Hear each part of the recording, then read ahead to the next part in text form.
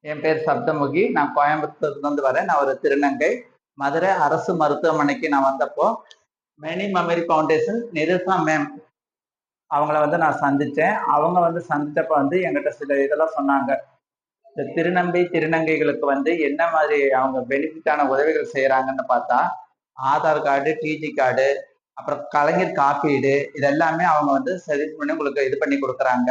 அது மட்டும் இல்லாம புதுசா வர திருநங்கைகளுக்கு திருநங்கைகளுக்கு இன்ஜெக்ஷன் எப்படி எடுத்துக்கணும், தனிப்பட்ட முறையா நீங்க போய் எடுத்துக்க கூடாது.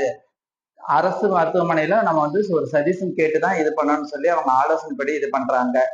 அது மட்டும் இல்லாம பாத்தீங்கன்னா, இன்னொரு விஷயம் என்னன்னா, இங்க அட்மிஷன் ஆகிற திருநங்கைகளுக்கும் அவங்க மதிய வேலை உணவு அளிக்கிறாங்க, இரவு வேலையும் கொடுக்குறாங்க. அட்டெண்டர் கூட இருக்கிறவங்களுக்கு அவங்க இது பண்ணி தராங்க. அது போக இல்லாம காலவாசல்ல ஒரு ட்ரஸ்ட் ஒண்ணு அவங்க ஃபார்ம் பண்ணி வச்சிருக்கிறாங்க. அந்த ட்ரஸ்ட்ல பாத்தீங்கன்னா, இப்ப நீங்க வெகு தூரத்துல இருந்து வரீங்க, நைட் எங்க போய் ஸ்டே பண்றது தெரியலன்னா, நம்ம மணி மெமரி ஃபவுண்டேஷன் நிரோசா மேம் உங்களுக்காக அங்க ட்ரஸ்ட்டும் இது பண்ணி லஞ்சும் ப்ரிப்பேர் பண்ணி கொடுக்குறாங்க.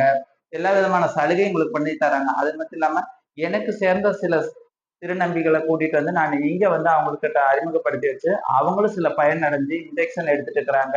அந்த மாதிரி இப்ப புதுசா இருக்கிற திருநம்பிகள் என்ன பண்றீங்கன்னா, இவங்க கிட்ட வாங்க. இங்க நான் அடைஞ்ச பயன்களை, நாங்க சில பேர் அடைஞ்ச பயன்களை நீங்களும் பெற்றுக்கொள்ளுங்க. இன்னும் தாழ்மைன்னு கேட்டுக்கொள்ளுங்க. நன்றி, வணக்கம்.